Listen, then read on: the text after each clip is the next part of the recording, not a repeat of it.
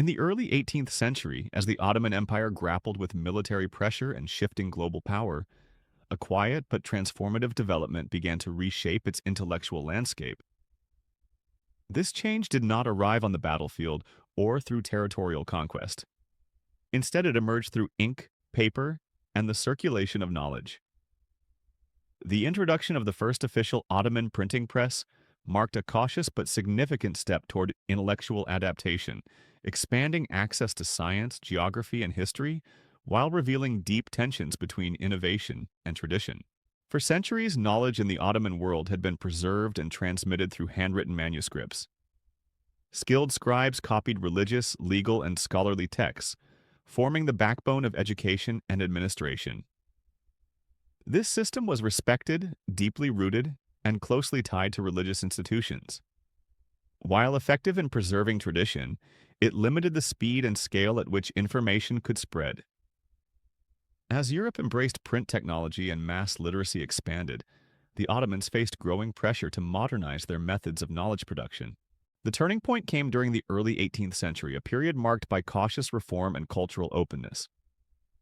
Ottoman elites increasingly recognized that survival in a changing world required greater access to practical knowledge.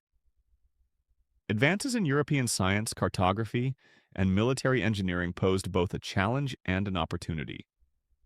Understanding these developments became essential for effective governance and defense. The printing press offered a solution, but one that had to be introduced carefully. The first official printing press using Arabic script was established in 1727. It was authorized by the state and operated under strict supervision. Its founder, a convert to Islam with experience in European printing, worked closely with Ottoman officials to ensure that the press served practical and educational goals. From the outset, its scope was deliberately limited. Religious texts were excluded to avoid controversy, while secular works were encouraged. This restriction shaped the nature of early Ottoman printing. Books produced by the press focused on subjects such as history, geography, mathematics, astronomy, and language. These works addressed practical needs including navigation, administration, and military planning. Maps and historical chronicles offered new ways of understanding the world, situating the Ottoman Empire within a broader global context. For officials and scholars, printed material became a tool for efficiency and learning. The expansion of access to knowledge was gradual but meaningful. Printed books were more affordable and easier to reproduce than manuscripts, allowing ideas to circulate beyond elite scholarly circles. Students, bureaucrats, and military officers gained exposure to standardized texts that supported education and training. This development helped lay the groundwork for later reforms by fostering a culture of inquiry and comparison. Geography was among the most influential fields to benefit from printing. Accurate maps and geographic descriptions improved awareness of borders, trade routes, and rival powers. In an era of shifting frontiers and diplomatic negotiation, such information was invaluable. Historical works also played a critical role, offering lessons from past empires and conflicts. By studying history in printed form, Ottoman thinkers could reflect on decline, resilience, and reform. Despite these advances, the printing press faced significant resistance. Religious scholars and traditional scribes viewed it with suspicion. Many feared that printed texts would undermine established systems of learning and weaken the authority of religious institutions. Concerns were raised about errors in printed works and the potential misuse of sacred knowledge. For manuscript copyists, the press also threatened livelihoods built on centuries-old practices. This resistance limited the early impact of printing. The number of books produced remained small and circulation was controlled. The absence of religious texts slowed acceptance among the wider population, for whom religious education was central to daily life.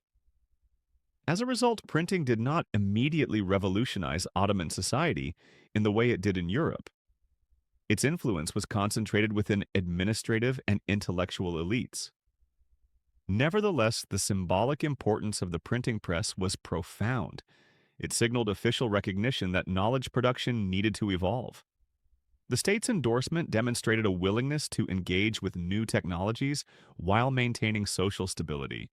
By framing printing as a tool for secular learning, Ottoman leaders sought to balance innovation with respect for tradition.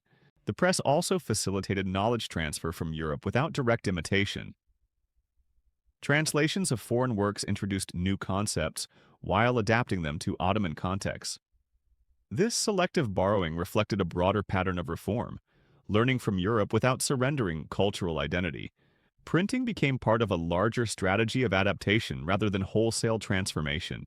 Over time, the presence of printed books began to influence education and administration. Military schools and bureaucratic institutions increasingly relied on printed manuals and reference works. The standardization of information improved coordination and planning, particularly in technical fields. While change was slow, the foundations of a more modern knowledge system were being laid. The limits of early printing also revealed the challenges of reform in a traditional empire. Innovation required negotiation with powerful social groups and sensitivity to religious authority. The Ottoman experience shows that modernization was not resisted outright, but carefully managed. The printing press was allowed to exist, but within boundaries designed to preserve order. By the late 18th and early 19th centuries, the role of print expanded further, building on the groundwork established during this initial phase. Later reforms in education, military organization, and administration benefited from the availability of printed materials. What began as a cautious experiment evolved into an essential component of modernization. The story of the Ottoman printing press is therefore not one of sudden transformation, but of gradual change. It illustrates how an empire rooted in tradition attempted to engage with new forms of knowledge while maintaining legitimacy. The press did not overturn existing institutions overnight, but it quietly reshaped how information was shared and understood. In an age when military dominance was fading, knowledge became a new source of power. Through the printing press, the Ottoman Empire sought to equip itself intellectually for a competitive world. The expansion of access to science, geography, and history reflected an understanding that survival depended not only on armies but on ideas. Ultimately, the introduction of the printing press marked a subtle yet decisive moment in Ottoman history. Limited by resistance yet sustained by necessity, it represented a bridge between tradition and reform. In choosing to control and guide knowledge transfer rather than reject it, the empire demonstrated adaptability. The legacy of this decision would shape Ottoman reforms for generations, proving that even in restraint, innovation could take root.